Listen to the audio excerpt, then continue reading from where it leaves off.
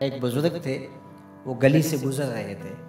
ایک شرابی کو دیکھا کہ وہ گندی نالی پر پڑا تھا، نشے میں دھت، حالت غیر ہوئی ہے۔ انسانی ناطے اس پر ترس آیا، اس کو وہاں سے اٹھایا، اس کا منہ دھویا، اس کے گھر چھوڑایا۔ خیرات ہوئی، سحری کے وقت، تہجد کے وقت وہ مسجد میں گئے، وہ بزرگ جیسا ان کی عادت تھی، تو دیکھا کہ ان سے پہلے آج کوئی شخص تہجد کے مصلی پہ بیٹھا ہے اور نوافل ادا کر رہا ہے۔ بڑی حیرت ہوئی، دیکھا تو یہ وہی شخص تھا جس کو آج دوپہر کو گندی نالی سے اٹھا کر کے اس کا منہ دھو کر کے ان کے گھر چھوڑ کے آئے تھے۔ تو حیرت سے کہا، بار الہا تیری قدرتوں کے رنگ، یہ آج ہی تو میں نے شراب خانے سے باہر گندی نالی پہ پڑا ہوا دیکھا، ہاتف سے آواز آئی، میرے بندے تو نے اس کا منہ دھو دیا تھا، میں نے اس کا دل دھو دیا۔ تو جب کوئی شخص اپنا منہ دھوتا ہے، اپنے ہاتھ دھوتا ہے، تو اللہ اس کے گناہ دھو ڈالتا ہے۔ تو یہ نصف الایمان ہے، یہ آدھا ایمان ہے۔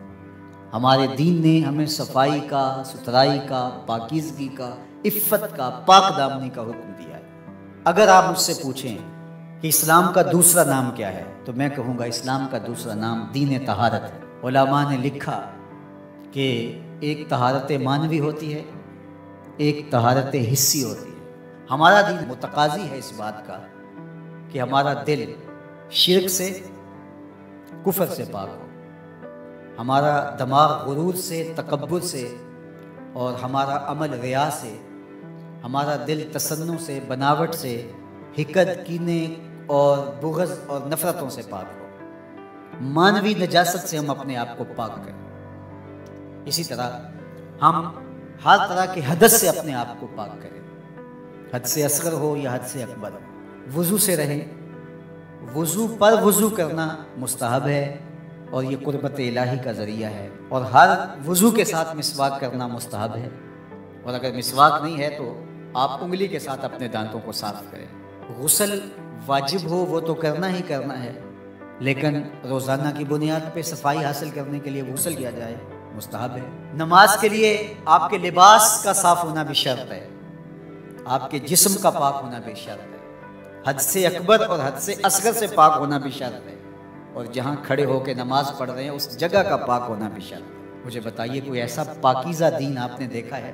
اس سے بڑھ کر کیا کہ جب تم اس دنیا سے رخصت ہونے لگے اور تمہارے بدن کو مٹی کے سپرد کرنے لگے، اور وہ بدن مٹی کھا جائے گی، لیکن کہا کہ اس کو بھی ذرا غسل دے کے بھیجو، اس کو چٹے لباس کا کفن دے کے بھیجو۔ یہ وہاں پیش ہو رہا ہے تو پاکیزہ بدن کے ساتھ۔ تو یہ ہمارا دین ہے جو ہمیں صفائی کا، ستھرائی کا حکم دیتا ہے۔ اپنے ماحول کو پاک رکھیں، ماحول کو ستھرا رکھیں۔ دنیا کے اوپر بسنے والی قومیں جب ترقی کی راہوں پہ گامزن ہوتی ہیں تو وہ ان چیزوں کا بہت خیال رکھیں۔ ہم جب ترقی کی راہوں پہ گامزن تھے تو اس وقت ہماری ستھرائی کی، ہماری پاکیزگی کی، ہماری عفت کی مثالیں دی جاتی تھیں۔ جب پیرس کی گلیوں میں کیچڑ تھا، بغداد عروس البلاد کہلاتا ہے۔ آج مسلم دنیا کے شہروں کی کہانی دیکھ لیجئے، کہا جاتا ہے فلاں ایشیا کا گندہ ترین شہر ہے، فلاں دنیا کا گندہ ترین شہر ہے۔ اپنے اطراف میں پھیلی ہوئی گندگیاں دیکھیے، گھر سے شاپر میں گندگی ڈال کر کے اپنے ہی گھر کے دروازے پہ پھینک کے ہم سمجھتے ہیں ہم نے گھر کی صفائی کر لی، وہی پھر پاؤں سے، گاڑی کے ٹائروں سے لگ کے پھر ہمارے اندر جا رہا ہوتا ہے۔ ہمارے دین نے تو ہمیں یہ کہا، اگر کوئی راستے میں گری پڑی چیز کو جو گزرنے والوں کے لیے رکاوٹ بنے، اس کو اٹھا کے ہم پھینک دیں تو یہ جنت کے راستے کی ضمانت بن جاتی ہے۔ اور ہم نے 8 فٹ کی گلی میں 3 فٹ کی تھڑی پکی ڈال دی، ہم نے جنریٹر باہر لگا دیا، ہم نے گھر کی موٹر باہر لگا دی۔ اگر ہمارے گھر کے پاس کوئی خالی پلاٹ موجود ہے تو وہ گندگی کا ڈھیر بن گیا۔ گھروں کے اندر ہزاروں اخراجات ہیں لوگوں، 20، 25، 30 ہزار روپیہ ماہانہ خرچہ تو عام گھر کا ہے، لیکن جو عمرہ ہیں 2-2، 4-4 لاکھ روپیہ بھی ان کا ماہانہ خرچہ ہے۔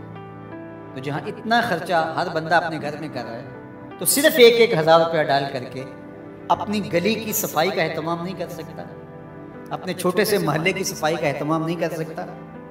اگر وہ کر لے تو 1000 روپیہ اس کو بجلی کا بل بچ جائے، وہ جو روز دھوتا ہے اپنے گھر کو اور یہی گندگی پاؤں سے لگ کے اندر جا رہی ہوتی ہے، اگر محلہ صاف ہوگا تو یہ نہیں جائے گا، اس کا اپنا فائدہ ہے، اس کا 1000 روپیہ پھر بھی بچ جائے گا۔ لیکن ہم اس کو کرنے کے لیے تیار نہیں، اپنے گھر کو صاف کر لیا اور باہر گندگی ڈال دی۔ اور دوسرے نے بھی اپنے گھر کو صاف کر لیا، باہر گندگی ڈال دی، راستے کے اندر گاڑی کھڑی کر دینا، چلتے راہ کے اندر ریت مٹی پھینک دینا، اور پھر 2 دن اس کو اٹھانا ہی نہ، لوگ اذیت سے گزرتے کوئی بات نہیں۔ کس طرح کا معاشرہ بن گیا ہو؟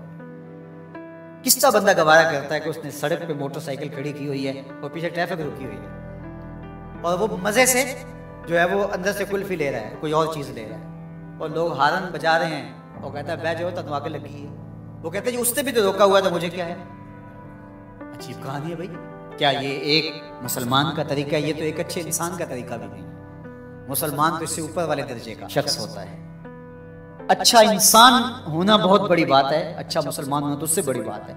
ہم سوچیں کہ جو ہمارے تیور، لچھن، طرز زندگی، انداز معاشرت ہے، وہ ایک اچھے مسلمان ہونے کی تو دور کی بات، اچھے انسان ہونے کی بھی نہیں۔ تو ہمارا دین صفائی کا دین ہے، ہمارا دین پاکیزگی کا دین ہے، ماحول کی پاکیزگی سے لے کر ذات کی پاکیزگی تک، ظاہری پاکیزگی سے لے کے باطنی پاکیزگی تک، خیالوں کی پاکیزگی سے لے کے سوچوں کی پاکیزگی تک، طرز زندگی کی پاکیزگی سے لے کر انداز معاشرت کی پاکیزگی تک، ایک صالح، پاکیزہ، خوبصورت اور ستھرا معاشرہ تشکیل دینے کے لیے مجھے اور آپ کو کردار ادا کرنا چاہیے، اور ہمیں اپنے حصے کا کام کرنا چاہیے۔